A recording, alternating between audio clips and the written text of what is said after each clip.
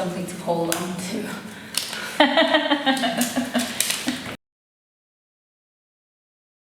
Okay, make it quick.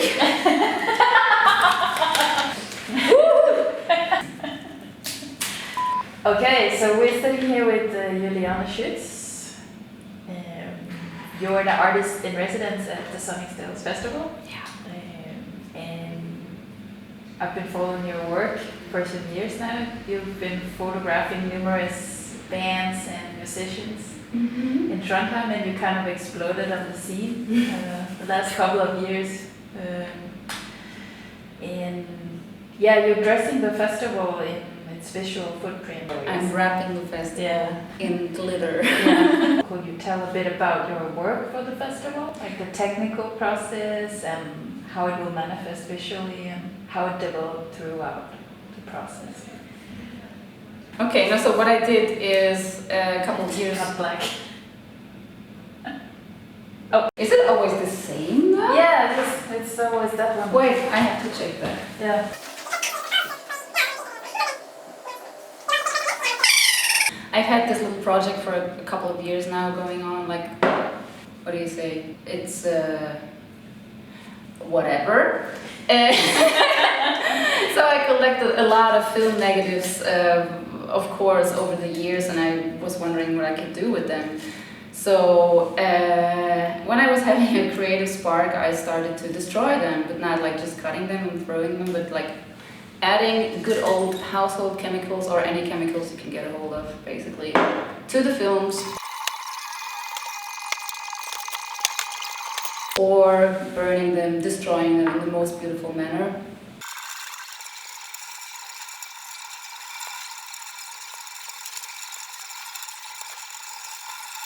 Scanning the results and creating beautiful artworks from that without even having to do anything with it. Like they kind of create themselves, and I'm just witnessing what the chemicals or the other kinds of destruction are doing to the films. And I think it's pretty beautiful and random, and that's totally my thing. Creating beauty out of random coincidence. Yeah, constraints or coincidence? All constraints are beautiful. Yeah, that's actually the name of the whole thing. I mean, it's the first exhibition that I'm doing, so I thought I have to come up with a cool name, and I got that idea from this web developer, Charlie Owen, who named her talk "All Constraints Are Beautiful," which you should find on YouTube. It's actually very interesting. Yeah, so I'm basically constraining myself. Like, this is the medium I'm using, and mostly this and this is what I'm using to destroy that medium. So yeah, that's what I'm constricting myself to. There's no more than that to the magic. Okay. And how will it manifest at the festival? Right, so I thought I will split the whole thing into two pieces, one being the digital and one being the analog side of the whole process, so to say. So since Stillwerk has two floors, the ground floor will be an analog exhibition with some of these, I mean, you can see it actually, this is what it's going to look like. Wow.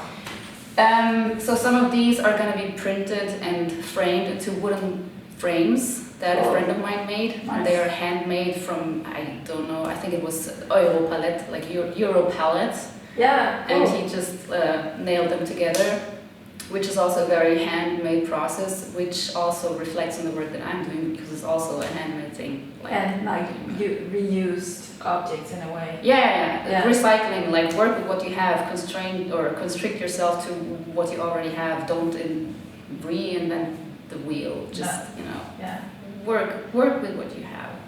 It's a cool approach. So, for sure. Yeah. So this will be on the ground floor. We will have 9 wooden framed stills, so to say. Maybe I can show you. This would be this little piece. The upper piece would be one of the frames, and I will just like juxtapose it and put it onto 50 by 60 centimeters or something like this. There's going to be 9 of them. Also, we will have little glass jars with the things that went wrong. And upstairs we will have projections with, okay, so this is a little more interesting. The projections will show a real-time impression of what happens when the chemicals or fluids or whatever hits the film, which I actually did right into the scanner, into the, like I poured the fluids into the flatbed scanner, which is maybe stupid because I only have one scanner. And I scanned them like every 5 minutes. I could generate a new image, and then I just, you know, put them together and loop them, and it's actually pretty interesting art. I don't even know if it's art, but it's at least pretty interesting to see and watch, and you can really just sink into that little world that the film and the fluid hitting the surface are creating themselves. Cool. So that's what's happening upstairs, and yeah, also of course while the musicians are playing, so maybe if they feel like it, they can play with what they're seeing. And what's the time frame of that for like creating like just one image? Like one still image, it's not a big deal, you know. So what I do in the process is I take like one of these negatives. This is just a regular negative. Some of them are exposed, some of them are not. Maybe I can also tell you about what happens to the exposed. Like these are exposed, but you clearly can't see anything on them. It's just exposed film without any object on it. So they will give you a more kind of see-through result. I don't know if it's visible in the camera, probably not. This is with nail polish remover. Totally, it destroys the film in such a beautiful way. And also, if you take it out and smell on it, it just makes me high.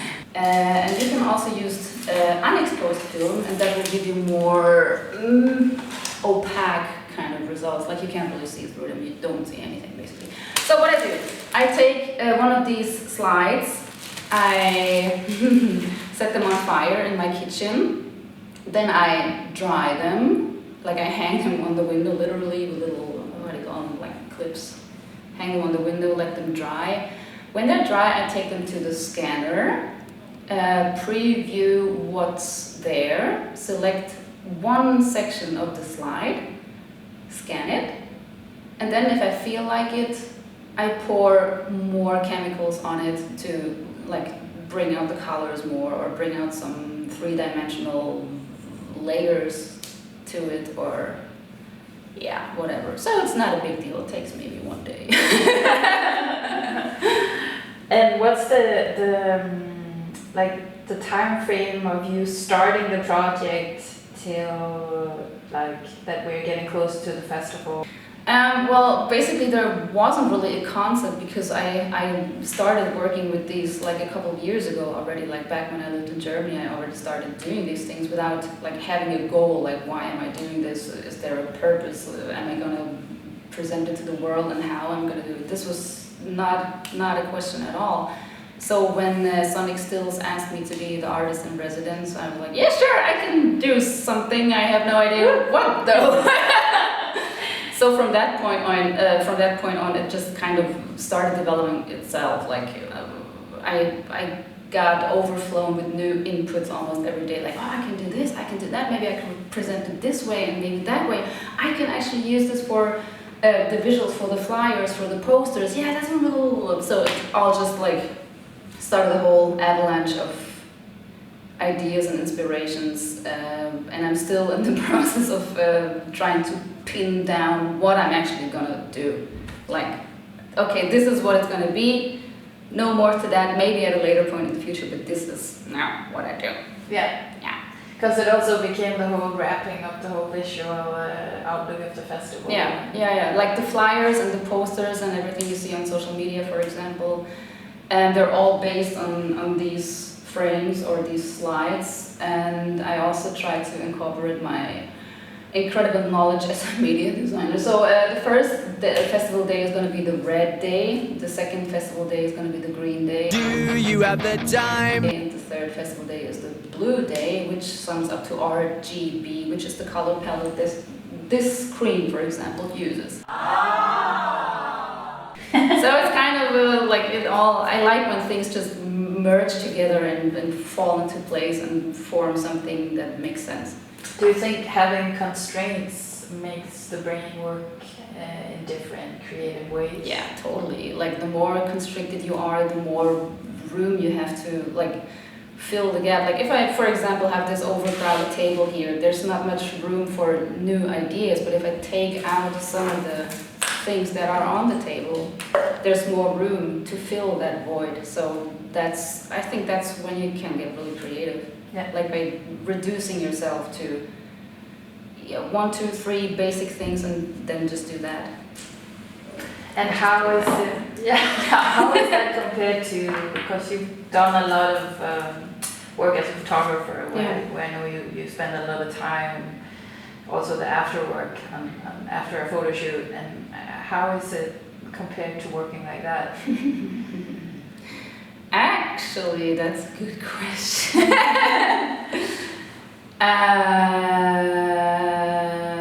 I mean, I'm kind of constricted too in my photo shoots because I rarely ever use assistants, for example. Like I really just do what I myself am capable of. Like I'm not reaching for the stars or something. I mean, people by now, I think they know what they get, and that's why they come to me. Like they don't want the. Like I got an inquiry last week, like, hey, we need a photo shoot and maybe just some basic something and a little Juliane magic. And I think that's the thing that people actually want, like this kind of Juliane magic that I cannot wrap it into like what exactly is the magic, but apparently there is something to it. And I'm not trying to figure out what the magic is because otherwise I'm gonna be able to manipulate it. I'm gonna be able to steer it, and that's not what I want. Like I want the magic to be something that's there, but I don't want to like, okay, this is the magic. I'm always gonna bring this now. That's not gonna work. No. Would you say how your work is very on intuition, like intuition? Totally. Yeah. Absolutely. Yeah. Like I mean, I don't have the professional background as a photographer or videographer or artist. No, but I'm a trained media designer. I mean, of course, the word medium, it's like anything can be a medium. But I took the classical training as a web designer. Like a medium.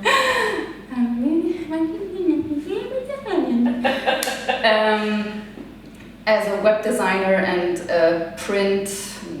web and print, like how do you call it, print and digital, yeah. Media designer for print and digital media, that's what I did. And that's where I come from. And that's all the theoretical background that I have actually. The rest is just like diving into it, being curious about like, okay, you see a photo and you're, how did they do that? Okay, I can just try out with my camera, with my tools, my abilities, and either find out how they did it or achieve a similar result with my methods. So that's my guidebook, I guess. Trial and error. Mostly error. What would you say drives you? I mean, you're already talking about it, but what drives you as a person and as a creator?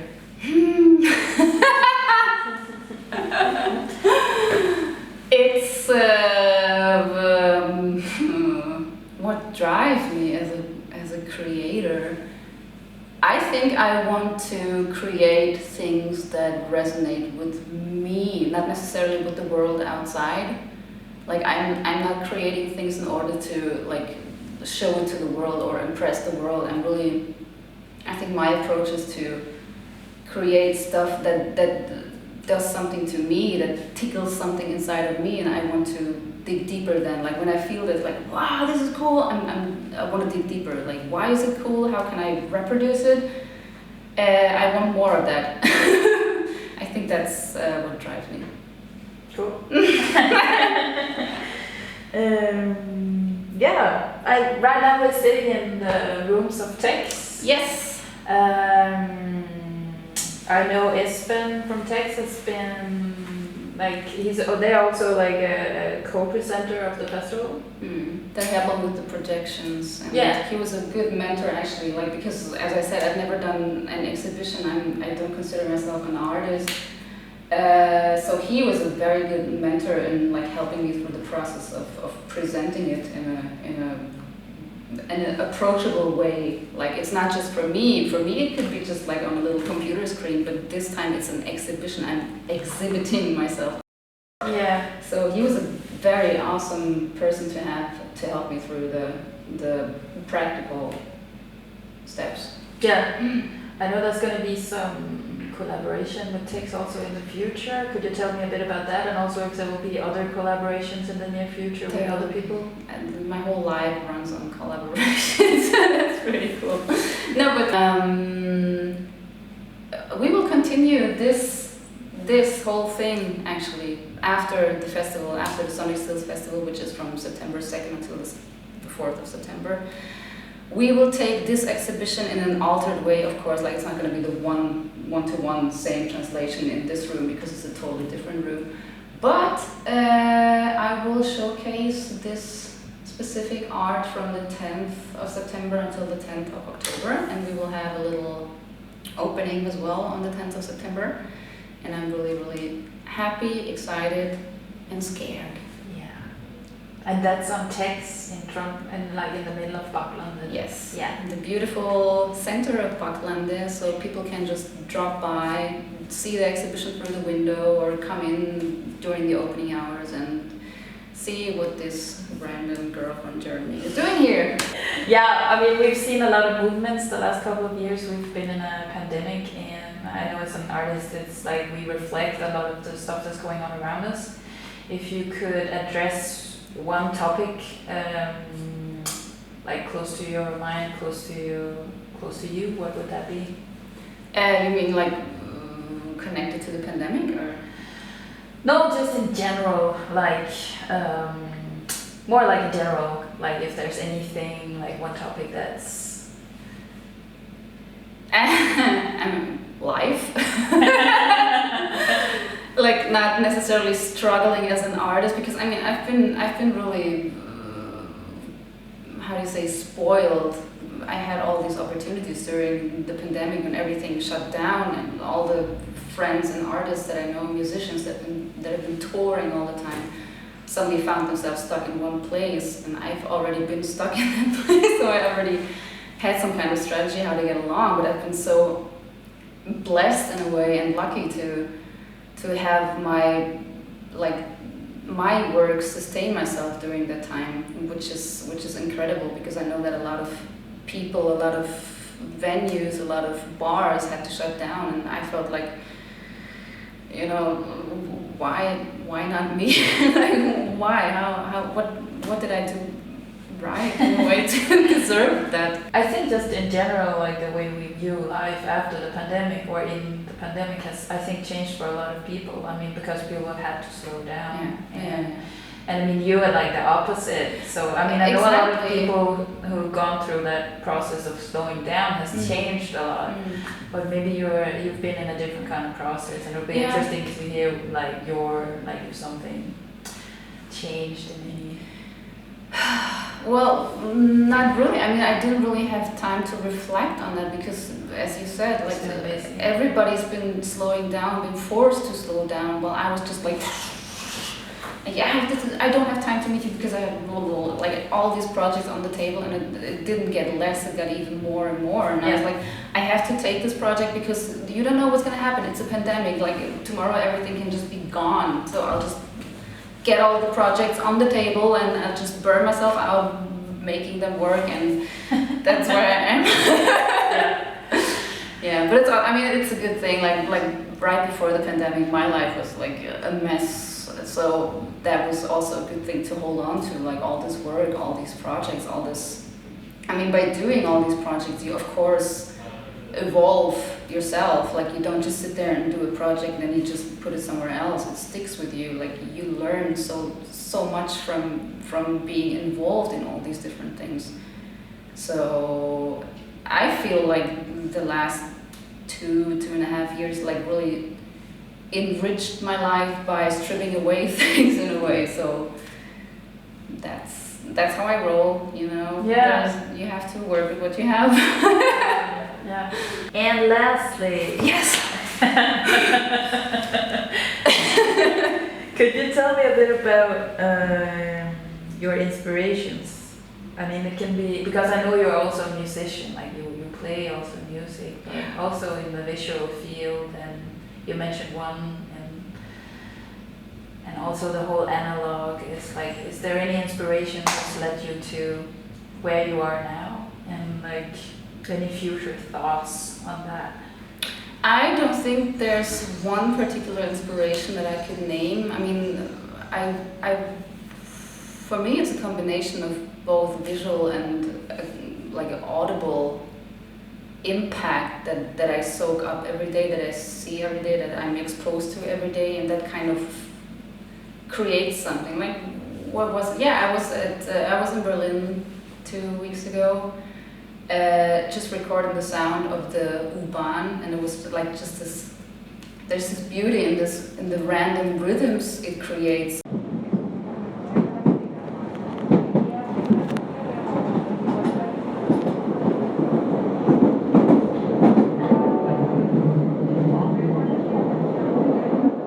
So I tried to incorporate that into this kind of art. Like I tried to connect it with that. It didn't really make sense to anyone, but I liked it. Like these random things that can inspire you. That's my inspiration. Yeah. Basically, I get this inspiration from everyday things surrounding me when you're open to perceiving them. Cool. Thank you. I think that's a beautiful last statement, and I'm so excited. Just like I'm getting all mesmerized by watching the background here, and I'm like super excited to see the finished work at STILLS. Yeah. Thank you so much, Juliane. Thank you so much, Mette. Thank you, Sonic Stills. Thank you, Tex. Thank you, Screen. You are awesome. See you. See you.